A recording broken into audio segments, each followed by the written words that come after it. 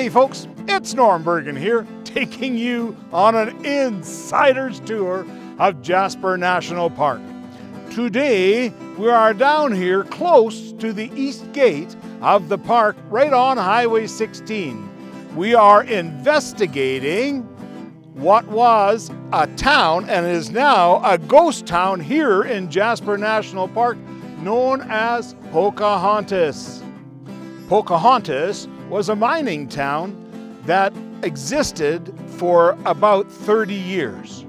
It was named after a mining town in Virginia in hopes that it would be just as successful as its namesake. The early voyageurs, they knew about the coal seams in the mountain that we now call Roche Miette.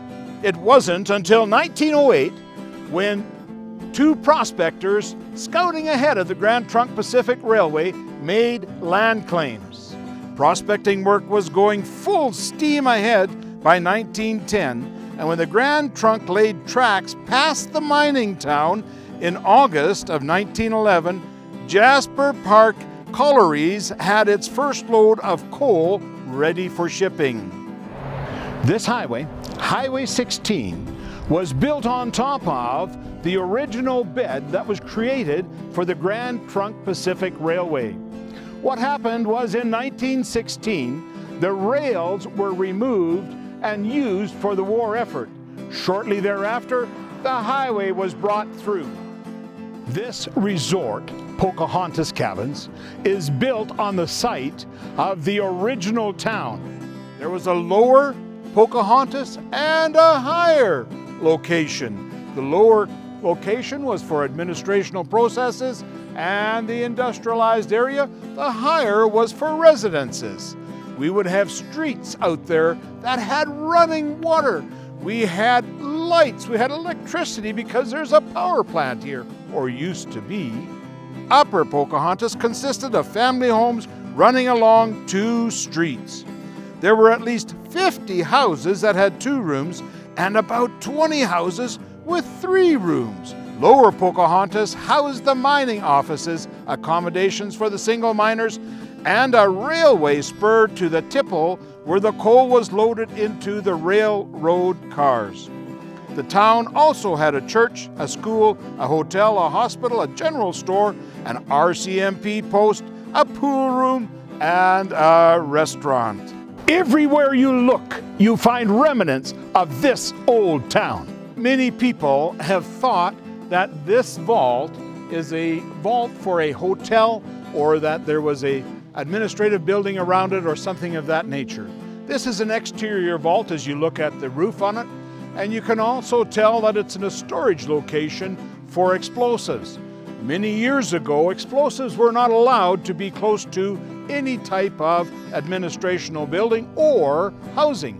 So they built these vaults exactly like this, many throughout the countryside, for the storage of all their explosive materials. What you're seeing here is just a small fraction of the entirety of what once was a massive power station.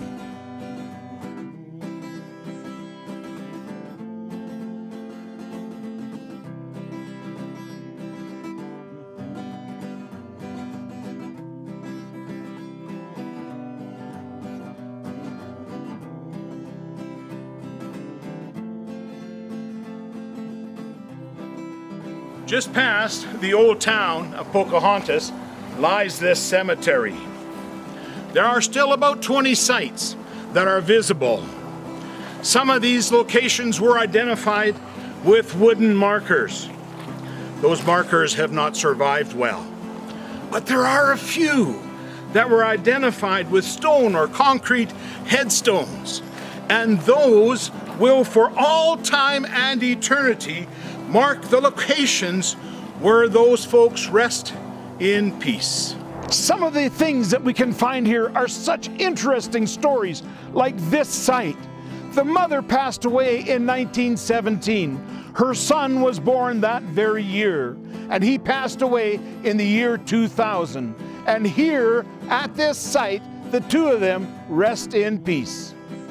Years ago, the Jasper Yellowhead Historical Society installed white picket fences around the graves, but these too are showing the passing of time.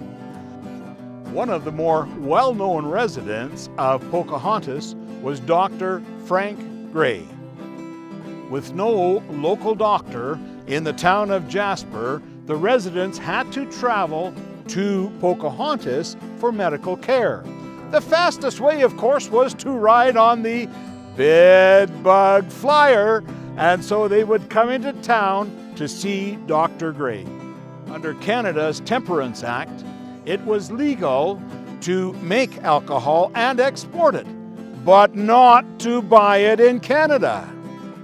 It's rumored that a Jasper local recalls that the people had to get a permit from a medical man in order to buy a bottle of alcohol.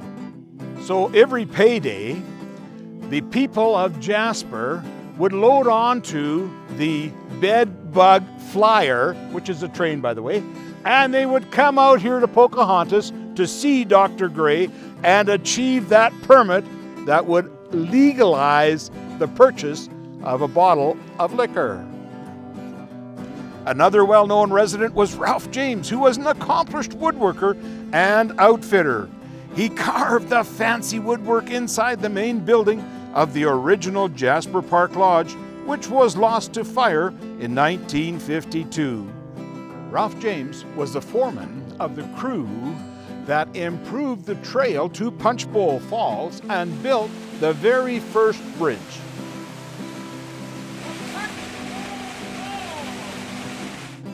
His crew widened the trail going to Miette Hot Springs.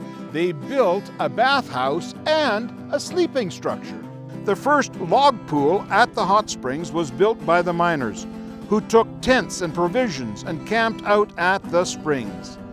They built an oblong shape about 20 by 24 feet and chinked it with moss to hold in the water. Ralph James started an outfitting business guiding people into the hot springs. The story is told that a man came to Ralph James so terribly crippled with rheumatism that he could not sit a saddle for the horse ride. So this fine man took and strapped him to a horse like you would a sack of flour and took him all the way up to the hot springs. Ralph James swears that the water cured the victim so completely that after 3 weeks he walked out carrying his blankets. Pocahontas was also home to Canada's smallest post office. Robert Stone was the last postmaster in Pocahontas. Stone lived in a shack near the railway tracks and carried the mail from the train station to the post office in town. After the mine closed in 1921, the town slowly dwindled away. But the Pocahontas Post Office continued to operate, known as Canada's smallest post office. Robert Stone was the last man to leave Pocahontas in 1937, manning his post until there was no one left to receive mail. Poor quality and a thrust fault in the seam led to the demise of Pocahontas. If you walk the coal mine trail today, you might well experience some of those spirits of the original miners here who had such massive hopes and dreams of the success that they felt was certain right here in Jasper National Park. Stay safe, be well, and I'll see you in the mountains!